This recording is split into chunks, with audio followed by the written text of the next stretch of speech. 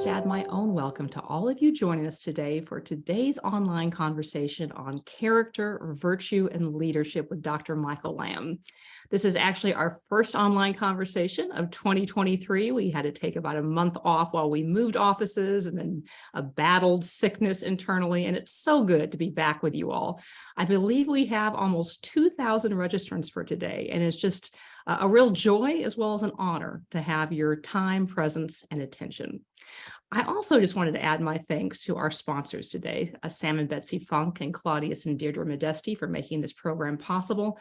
We are deeply grateful.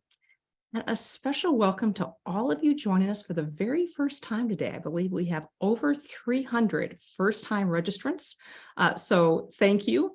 And we also have nearly 200 registrants from at least 35 different countries that we know of, ranging from Cape Verde to China, Sri Lanka to Switzerland and South Africa. So thank you for joining us from across the miles and across the time zones. You'll probably see that many people are entering where they're from in the chat box. If you haven't already done so, please do. It's a lot of fun for us to see where everyone is tuning in from. And if you are one of those first-time attendees or otherwise new to the work of the Trinity Forum, we seek to provide a space to engage the big questions of life in the context of faith, and to offer programs like this online conversation to do so, and to come to better know the author of the answers. And we hope today's conversation will be a small taste of that for you today. Our topic today is one that has consumed the thoughts of parents and philosophers, educators, and politicians throughout history, but is increasingly difficult to discuss in public without conflict and controversy. In addition, many of the institutions that once formed character have been stressed or strained. The habits and self-reflection that help anchor us seem ever harder to maintain amidst the distraction and speed of daily life. And the friendships that also cultivate our character seem harder to cultivate and prioritize themselves with our increasing mobility, isolation, and polarization. Even the very vocabulary often used to describe character, virtue, and moral leadership has demonstrably declined, crowded out by the language of advancement, gain, and domination. At the same time, we're experiencing increasing conflict in the public square over what is right and confusion over what's true, both of which have deep moral and virtue dimensions. Our discussion of character, virtue, and moral leadership may have waned, but our need for it only grows.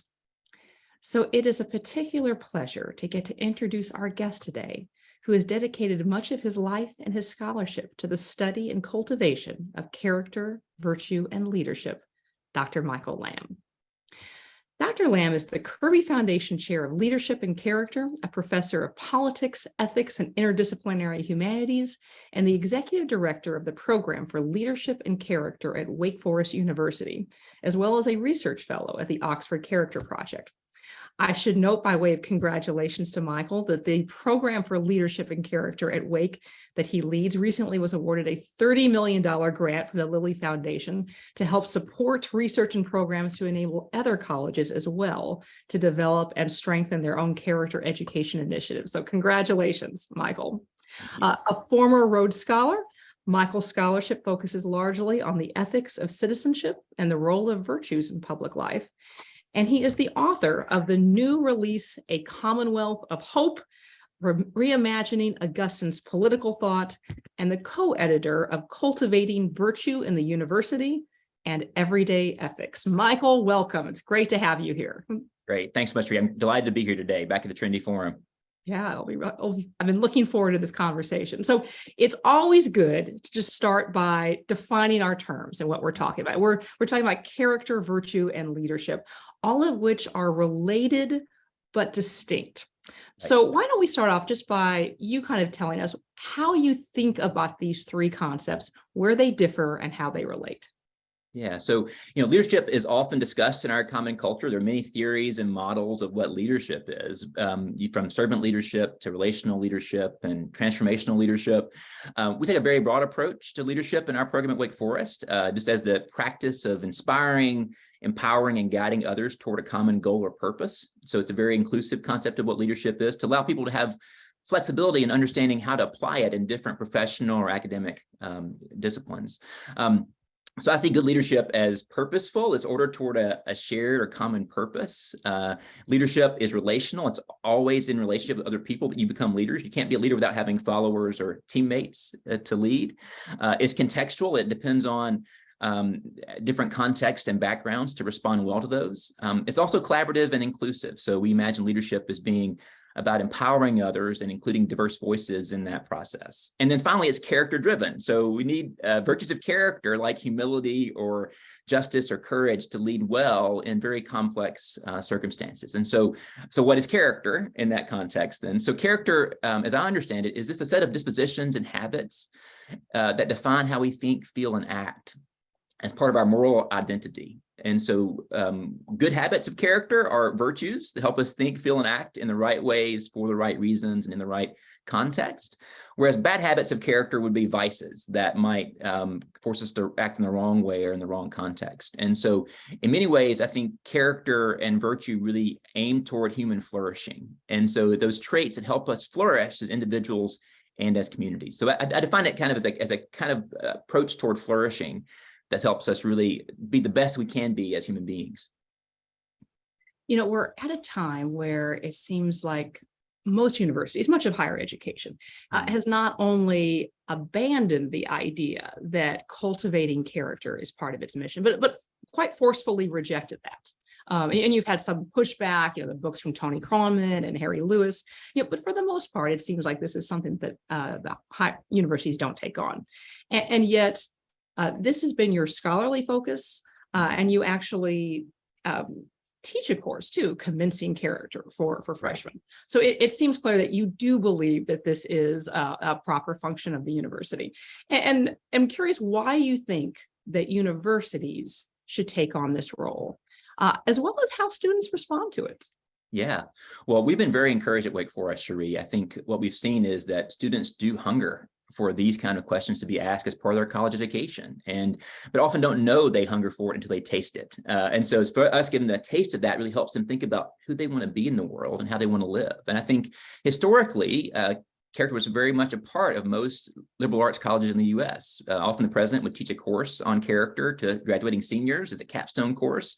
So I think, and for good reason, there were concerns about character in the 1950s and 60s as we became more diverse as a country, as research became more of a priority in the university context, and disciplines became more specialized. And so character kind of fell out for many universities. But I think there's a real interest now, and we've experienced it at Wake Forest and beyond, of faculty who really want to understand how to teach character and to do it well. And I was very encouraged to read a recent study from the Higher Education Research Institute at UCLA that in its study, last faculty survey of over, I think 20,000 faculty, I think maybe more, I don't remember the exact numbers, 85% identified shaping students' character as important to their role.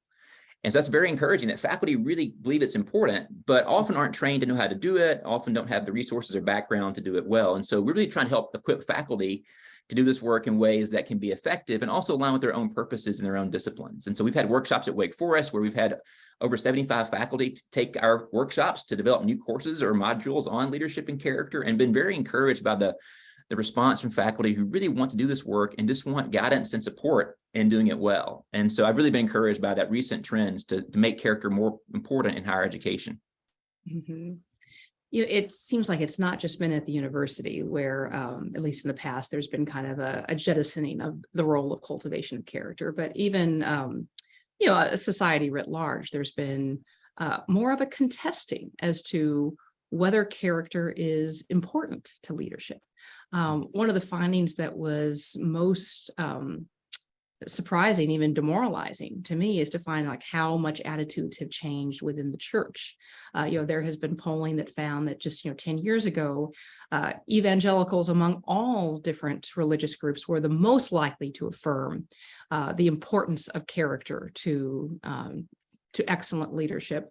And more recently, it's less than a third. It tanked essentially, where it's no higher than the public at large. And to think that, really only a third or so of the populace thinks that personal character is vital to good leadership is pretty remarkable. So I would ask, what would you say to those, particularly within the church, who believe that character doesn't matter to effective leadership?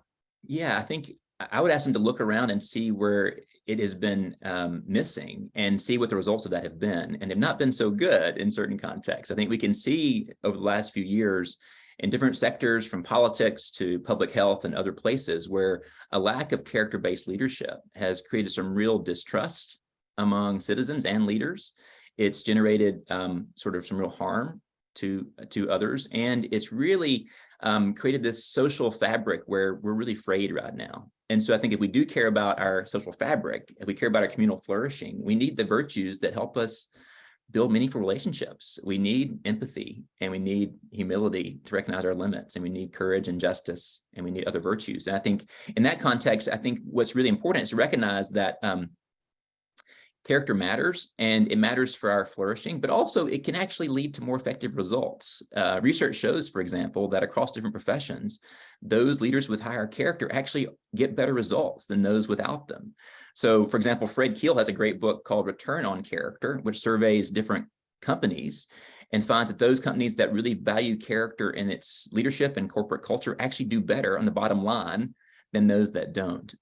So I think there are ways in which this evidence across different fields now, from politics to medicine, shows that if we want really effective professionals, they need to have the kind of virtues that make them very good at their jobs. So I think there are ways to really integrate this idea that character is not only good for its own sake, but also it can be effective. And we often ignore the way that it can be effective for our leaders. So I think that's one way I'd respond to those skeptics who might worry about character not mattering. I think it does matter. I think we've seen evidence of it mattering. Richard Reeves said that character, like oxygen, is most noticeable when it's missing. And I think we've noticed character missing in certain contexts. And I think at that point, I think many people now are more interested in character, including the university, because they've seen it's missing in our public life. That's fascinating. I'd sort of like to, kind of dig into that a little bit, in that there's not only kind of a modern sense, but also a Machiavellian challenge to that kind of idea. Machiavelli thought that, leaders, or, great men, as he called them, essentially cannot be good men, that virtue will limit their ability to lead. And then it's better to have the appearance of virtue, rather than the thing itself with all of its constraints and obligations that go with it, which limit one's action. And you hear kind of modern day Machiavellis all the time talk about how, they don't want a preacher. They want someone who will fight, who will crush opposition and enemies in order to do the right thing.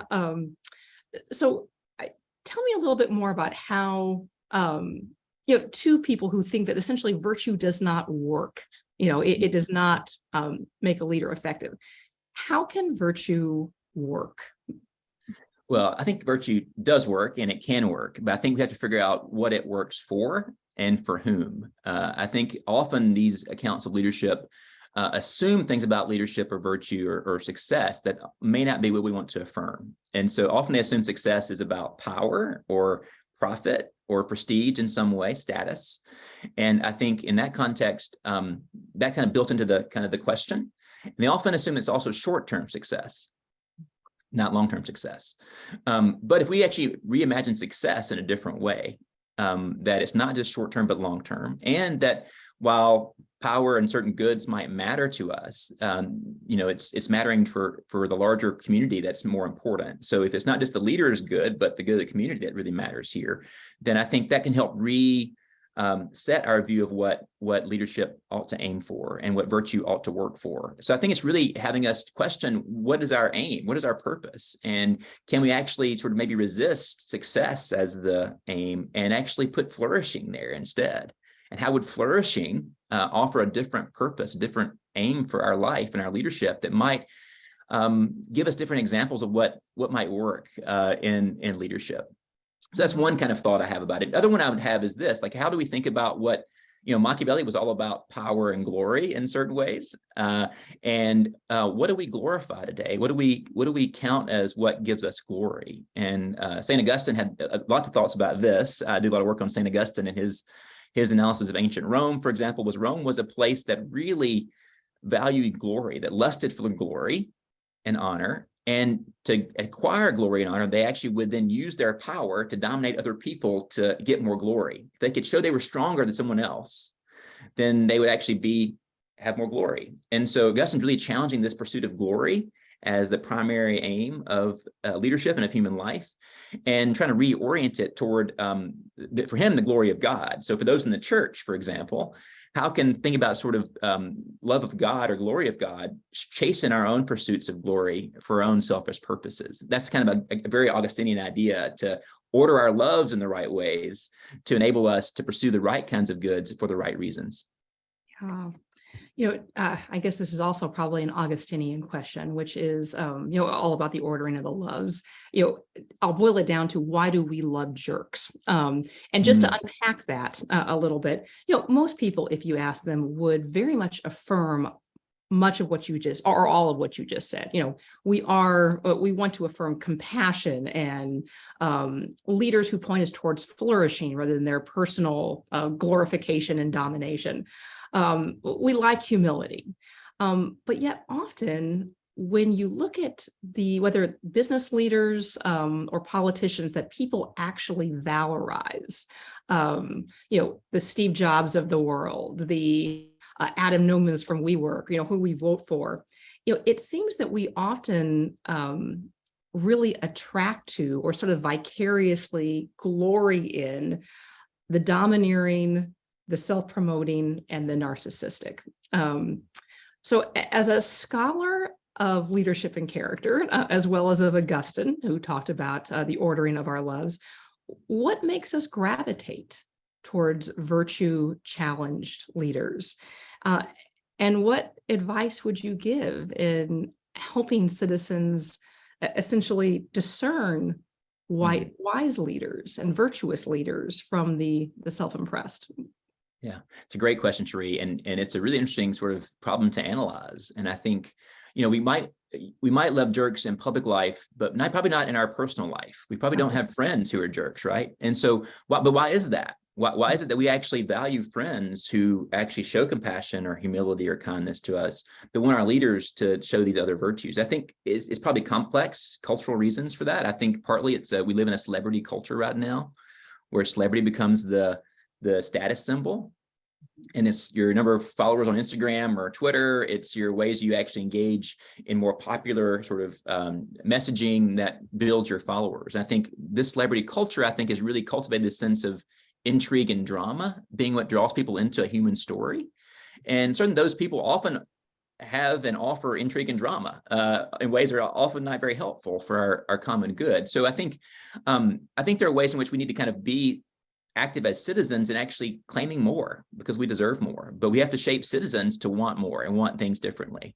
So where does education come in? It's shaping not just our own character, but our desires for our leaders. How can our own formation help us prioritize certain values that might not be prioritized in our current culture, and resist those, like celebrity culture or achievement culture, that might create toxic leaders that are quite harmful to our common good. So I do think it's a mix and a cocktail of social media, of increasing access to different platforms, and the way that leaders themselves construct these narratives, their own realities, to then sort of create alternative visions that people find quite seductive often. And so how do we also recognize that? Of course, there are larger social trends too we're seeing around loneliness and isolation now as well, and the ways in which when you're isolated and seeking belonging, You want to find people you can kind of latch onto to identify with and find belonging in. So I think there are ways in which our own social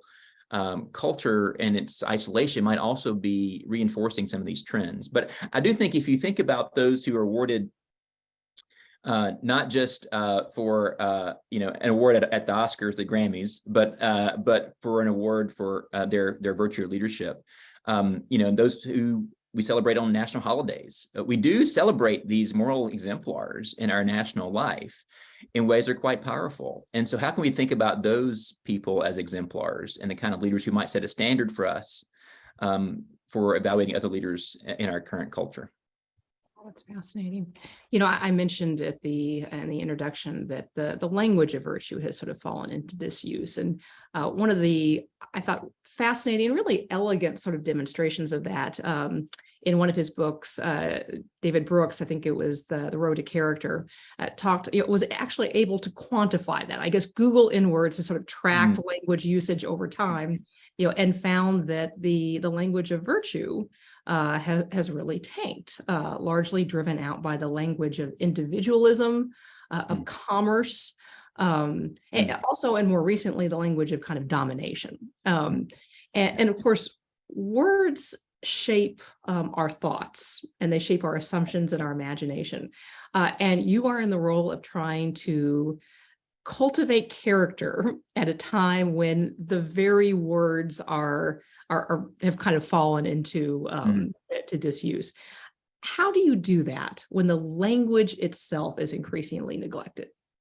Yeah, it's a great question. When I think about it a lot, when concepts tend to fall out of favor, there are usually two ways to reform them. You can either give up the concept and get another concept that might work, right, and replace it in some way, or you can try to re-signify the concept you're trying to expand and give it a new meaning. And I think we're trying to do a little bit of both of those things. We're trying to show the ways in which character is not maybe what people often think it is.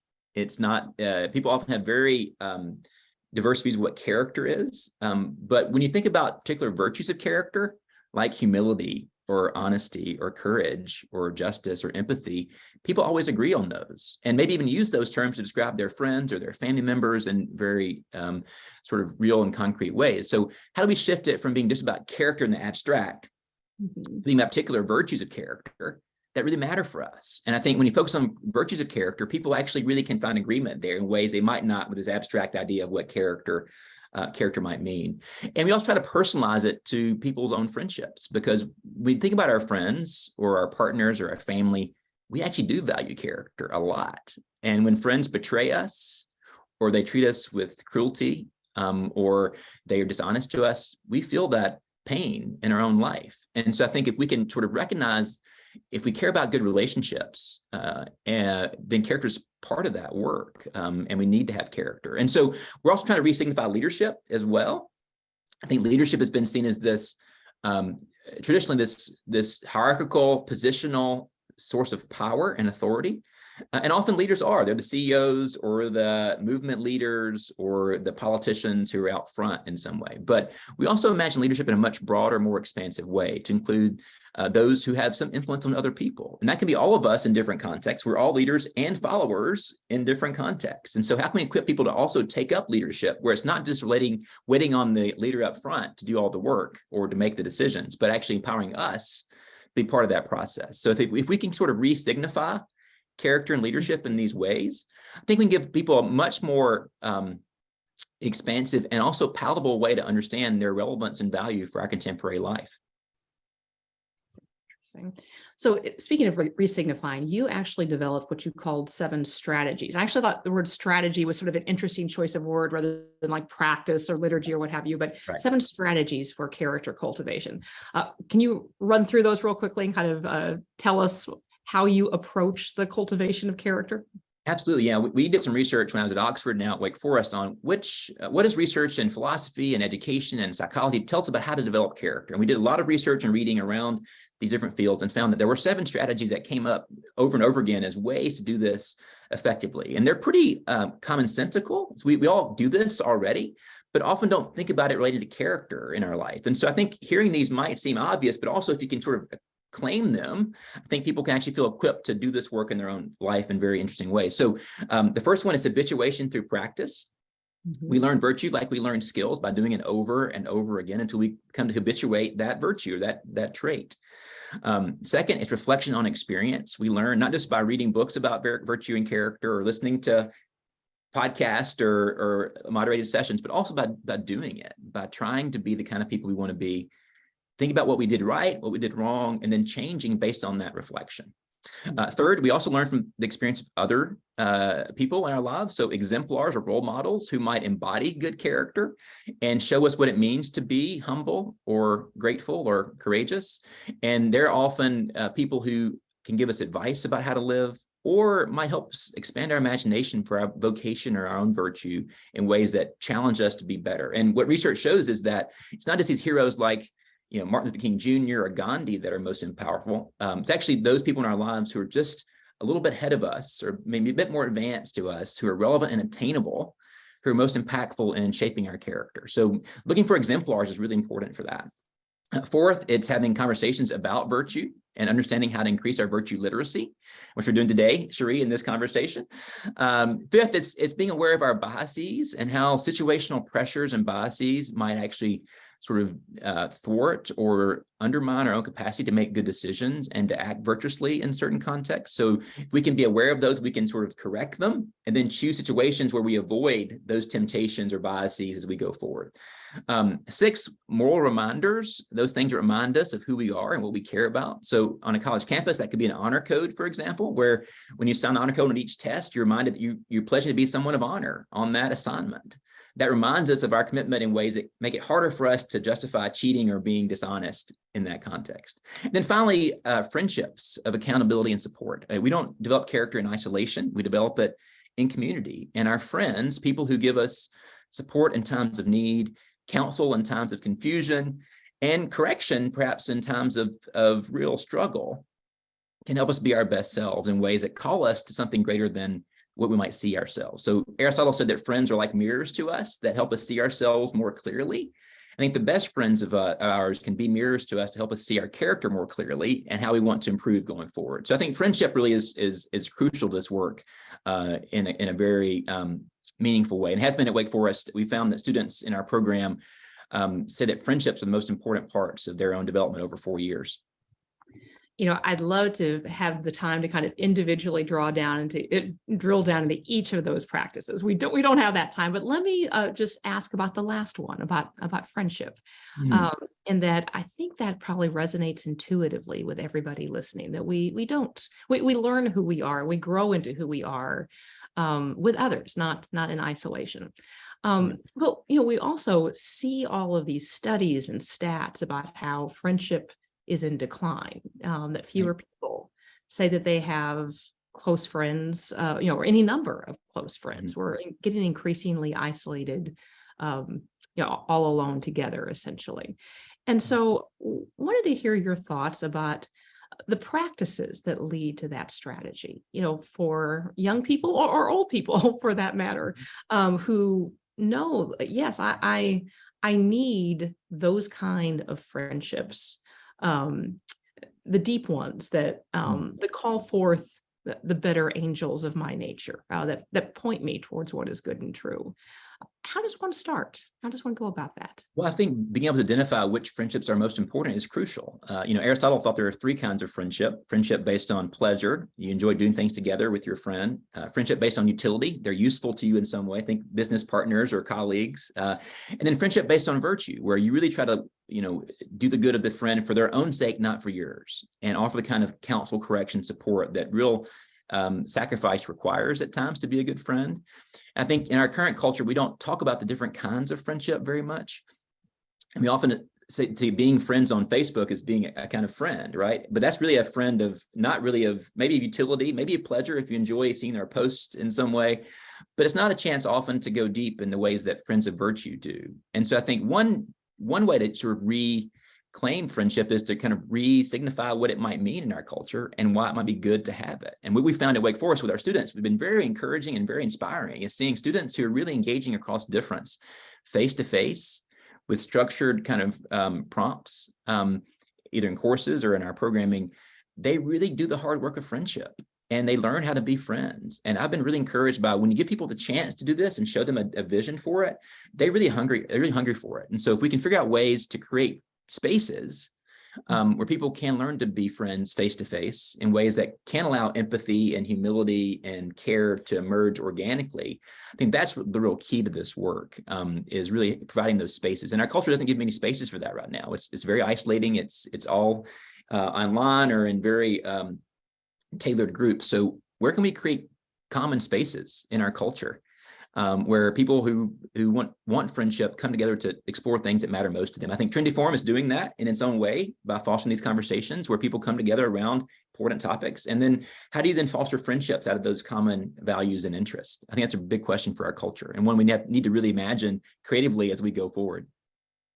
I see the questions all lining up, so we'll turn to those in just a second. But before we do, I'd be interested in your thoughts for parents who are, say, just starting out and have this daunting responsibility, an exciting responsibility ahead of them of trying to cultivate character and virtue in their children. What counsel or advice would you give, encouragement along the way? Well, I guess what I would say is that one piece of counsel is that the kids are watching. In fact, research shows that one of the most effective ways to learn character is about watching others who embody it. So in many ways, setting a good example is the most important part of that work, because even in our minds, we have mirror neurons in our minds, which imitate the behaviors of those around us, those we love or admire, and kids admire and love their parents. And so they're, even without realizing it, always imitating ways they behave and respond. And so if that's true, as research suggests it is, then setting the kind of example you want your kids to emulate, I think is the most important advice I have, is being an exemplar of character, which means you got to figure out what you care about and what you value and how you live that in very complex times. I'm reading now Parker Palmer's book, The Courage to Teach, which is a beautiful book about those who yearn to be really transformational teachers have to do the work themselves, because their own example is really the most powerful sort of has the most powerful effect on students. And so we have to do the work ourselves to do that kind of work as an example. So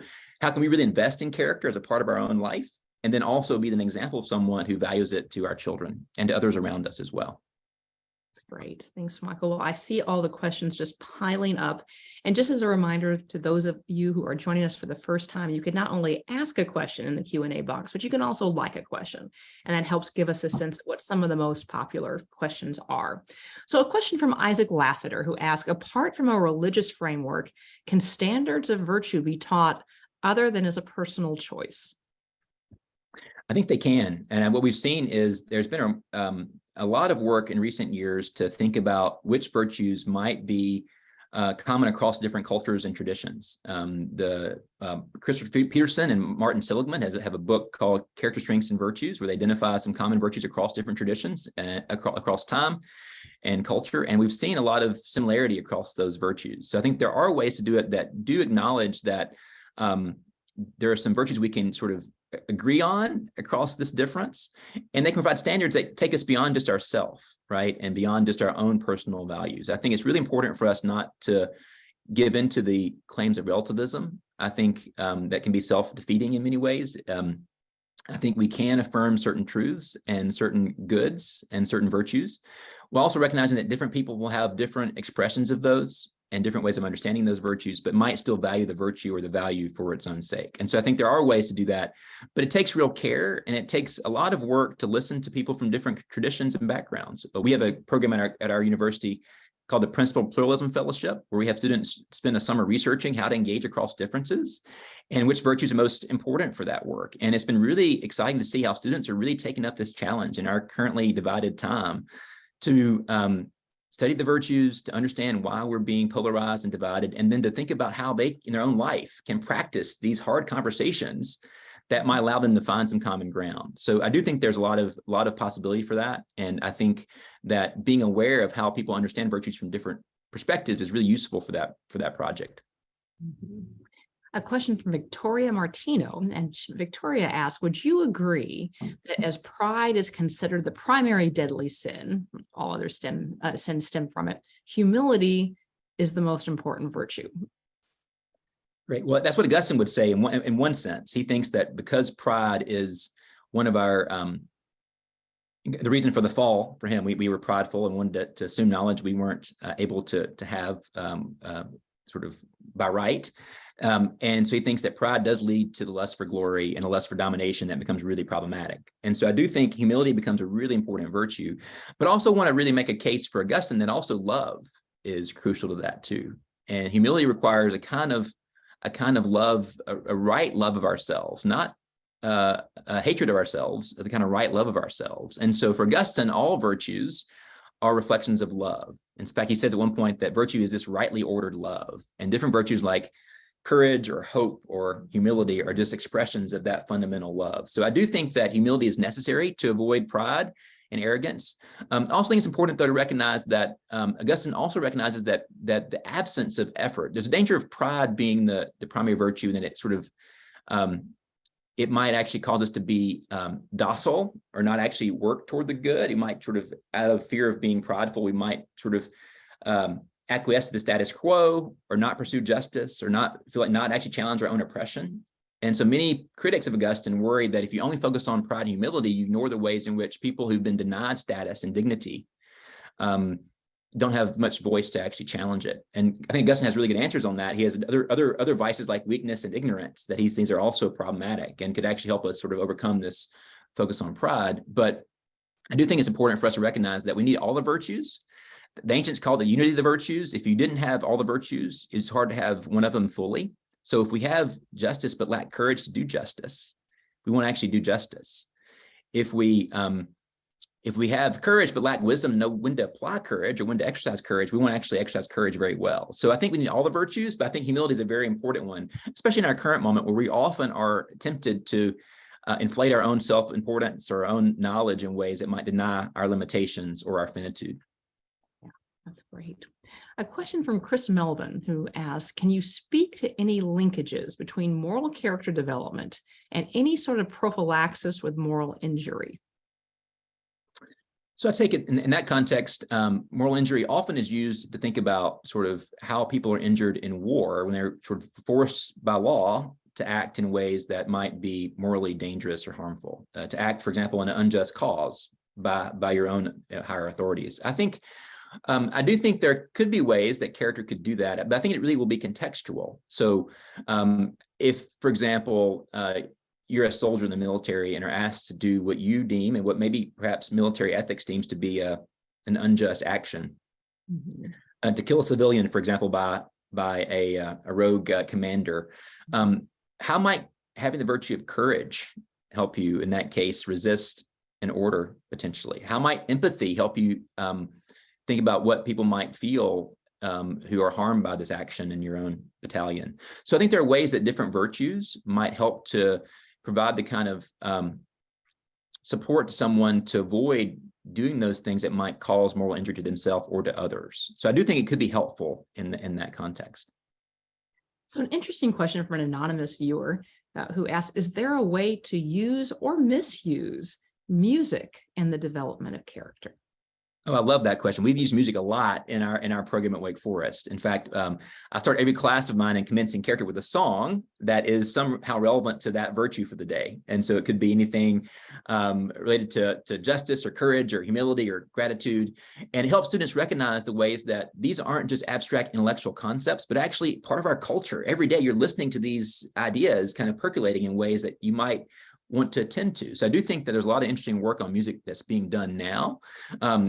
In our program, Ann Phelps is a musician. She runs our programming in the college at Wake Forest, and she's done a lot of work on how music shapes our character, which Aristotle himself affirmed in a really interesting passage in the Politics, that music actually can help think about and mirror back the emotions in their right order to us. And so the ancient tradition of this, but we use music a lot to think about how, not only how it might be representing certain virtues of character in the actual lyrics or the song, but also how can creating music together help us be more thoughtful leaders of character. So think about leadership as a jazz band. How do you improv?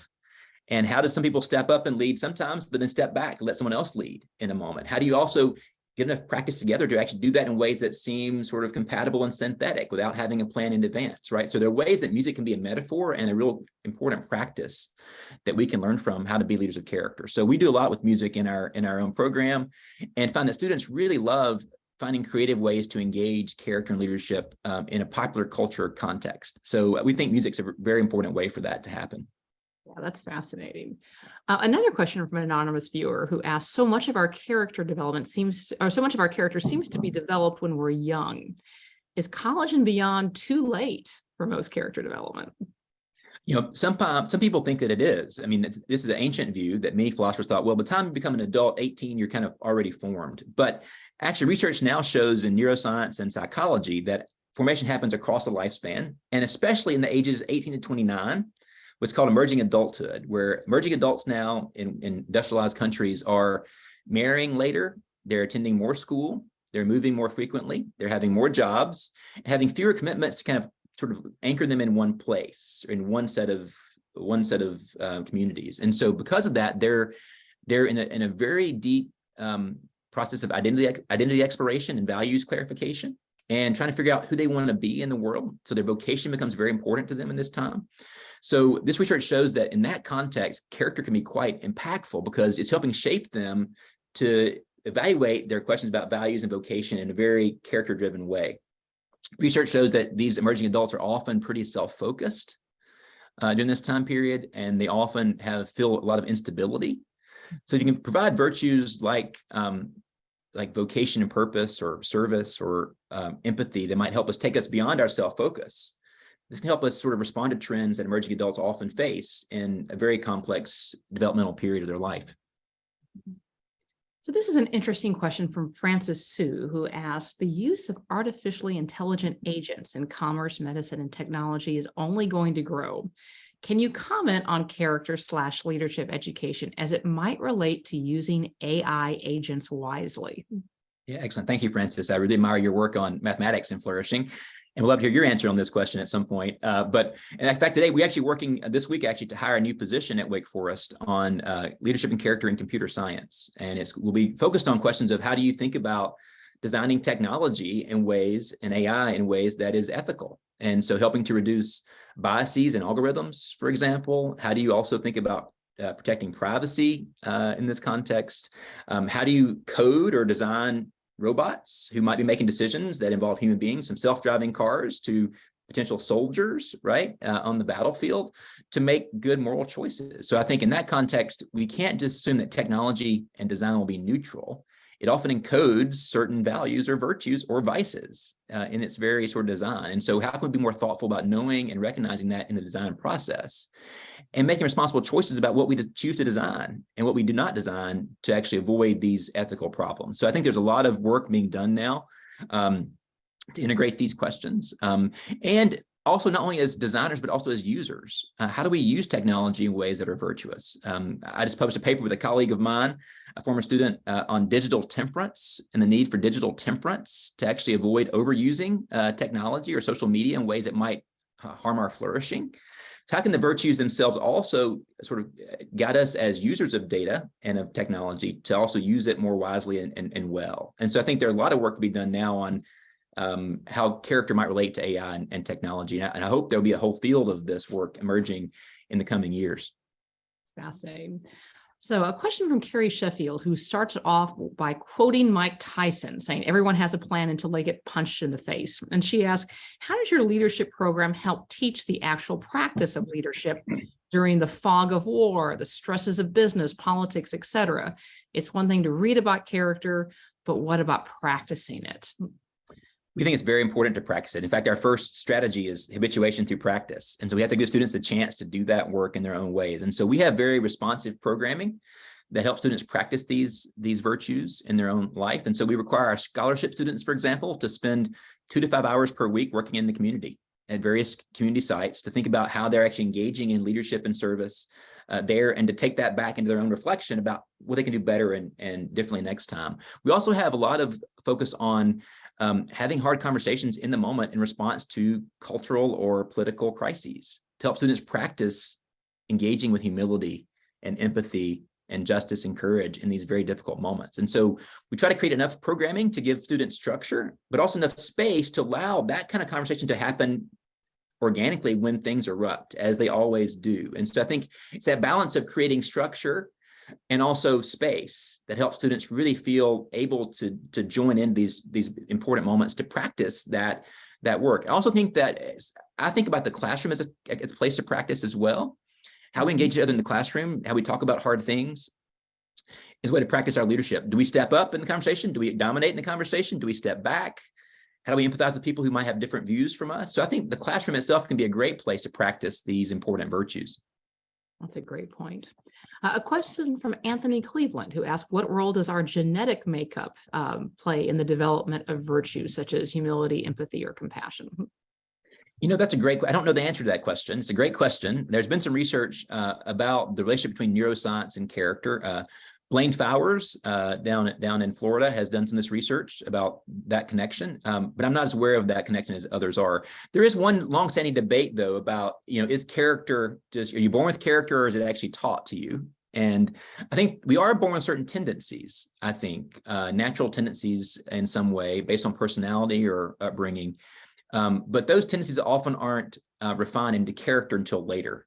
And so, for example, imagine someone who is just someone not like me, who was very courageous on the playground, who would jump from monkey bars, right, and was very courageous, but maybe broke his arm, on one of these very bodacious jumps, right? And so they might look like courage that he has, but it might not be courage tempered by wisdom yet. And so you might need to actually temper that courage with wisdom to make sure it's actually acting in the right ways and the right times toward the right goods. And so I think just being mindful that our personalities aren't our character, but they do inform our character is a very important way to think about how we can refine our kind of tendencies toward the right aims.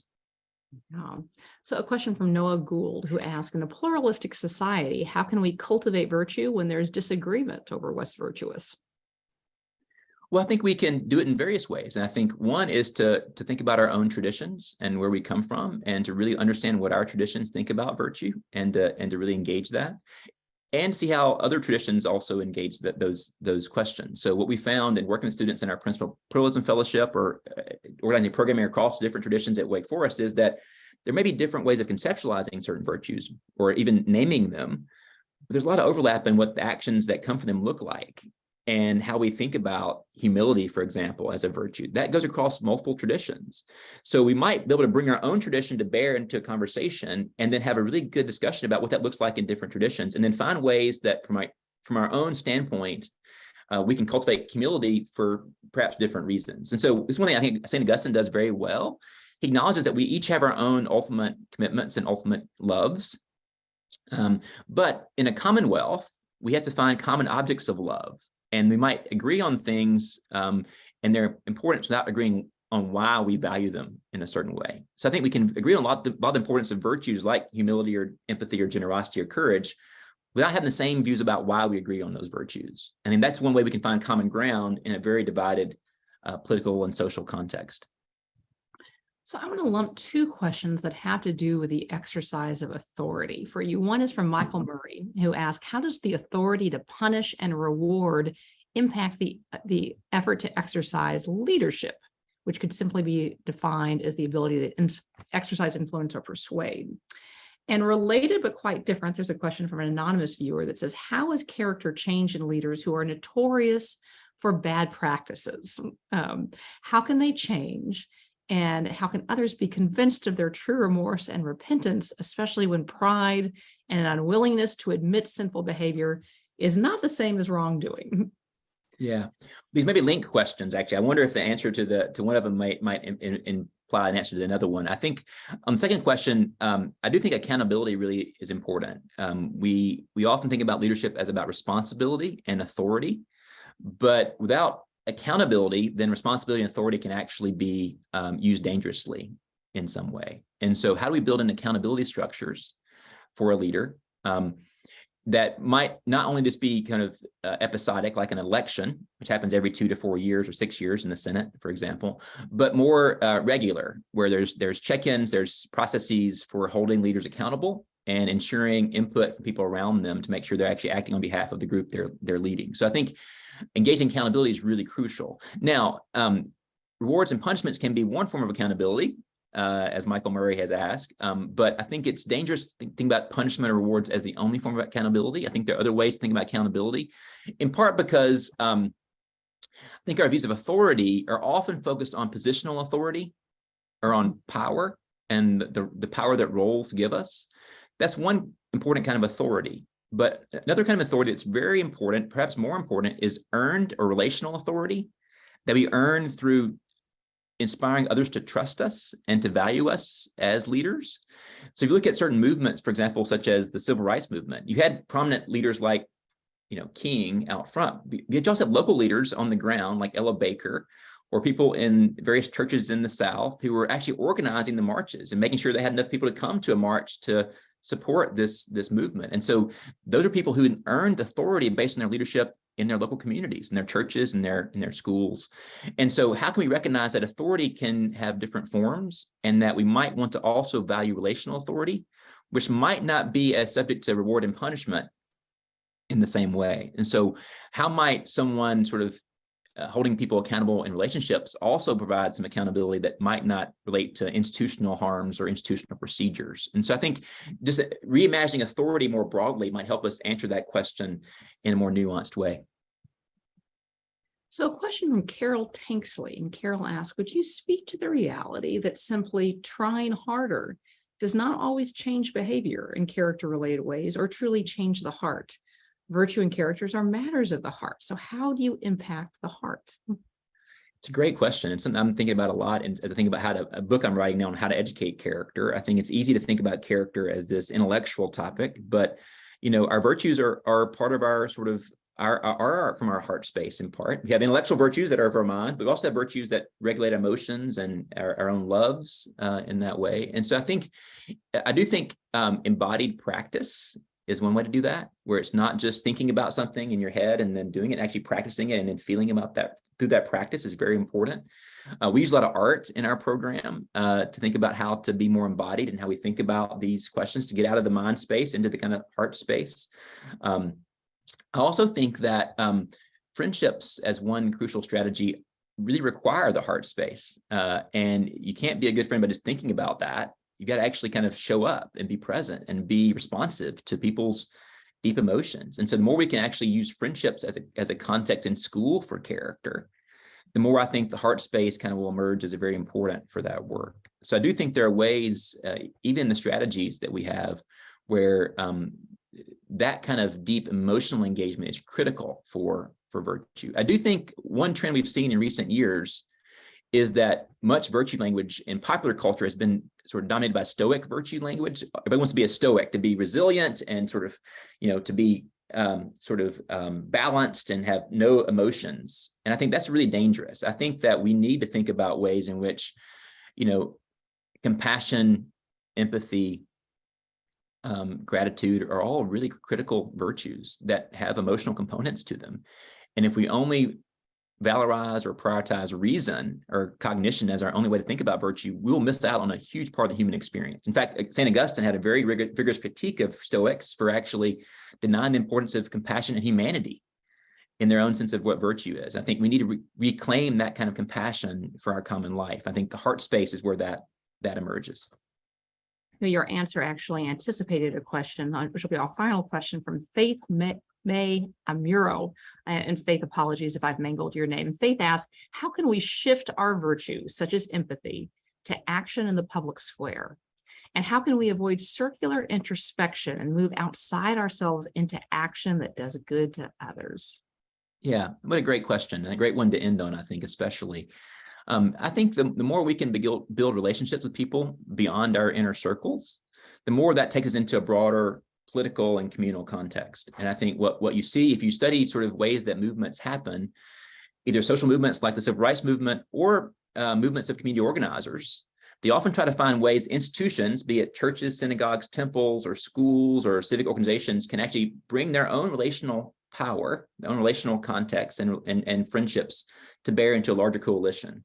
So how can you also bring your own groups into these larger coalitions to help sort of address an issue or a policy question? So I think it's not just our own individual relationships, it's also our communities, our institutions that we're part of can also be part of this process of bringing these values to bear in public life. And Augustine himself was a great example of this. In ancient Rome, he was very active in Roman political life and bringing the values of his own communities to bear in public conversations, in letters to Roman officials, in discussions with church councils, as ways to really mobilize his communities to shape the common good. I think we can do that as well in our own life, perhaps in different ways, but in ways that can lead to a much more robust engagement beyond our atomized selves. And I mean, that's critical, I think, for the leadership that we need in this current moment.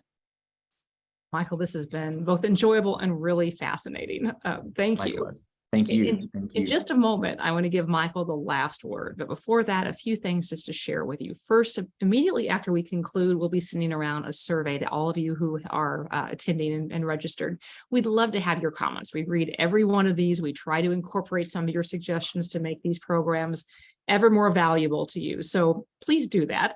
And as a small incentive or an appreciation for your feedback, we will send you a code for a free Trinity Forum reading download of your choice. There are a bunch of readings that pertain directly to our conversation today, whether it's on friendship or Augustine's Confessions, Augustine's City of God, the spiritual growth of a public man on Abraham Lincoln, or many others. So we covet your feedback. In addition, directly after we end today, we will be having breakout discussion groups for those who want to go deeper and discuss what's been said today with others. Those of you who have signed up, you can just exit as you normally would and then log into the code or the link that you've been given. If you are hearing about this for the first time and want to join us, fear not. There is a link in the chat feature there, which you can download and join us as well. I'll also note that our discussions will be led by three leaders themselves.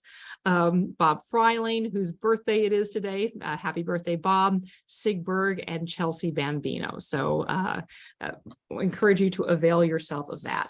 In addition, tomorrow we will be sending around an email with a link to a lightly edited video of today's online conversation, as well as a list of other readings and resources if you want to go further. So we encourage you to avail yourself of that resource and share this conversation with others. Also want to invite all of you who are listening today to join the Trinity Forum Society, which is the community of people who help make the mission and the work of the Trinity Forum to cultivate, curate, and disseminate the best of Christian thought leadership possible. There are many benefits to being a Trinity Forum Society member, including a subscription to our quarterly readings, a subscription to our daily What We're Reading list of curated readings, and many others as well. And as a particular incentive for joining, we will send you a copy of our Character and Leadership Reading Collection, which features titles from Abraham Lincoln, or rather about Abraham Lincoln, a letter from Birmingham Jail by Martin Luther King Jr., This Child Will Be Great, Shantung Compound, and Telling Truth to Kings. So we would love to have you join our society and hope that you will avail yourself of that invitation. Coming up, we will soon be announcing a number of new online conversations. We have several guests booked for March, including Jessica Hooten Wilson on her forthcoming book, Reading for the Love of God, Caitlin Beatty, the author of Celebrities for Jesus, and humanities scholar Vigan Garoyan around the release of his new work, Tending the Heart of Virtue. I should also know that we're going to be releasing our next podcast series on leadership starting this Tuesday in honor of President's Day. We'll be hearing from Lincoln historian and biographer Ron White on Lincoln himself.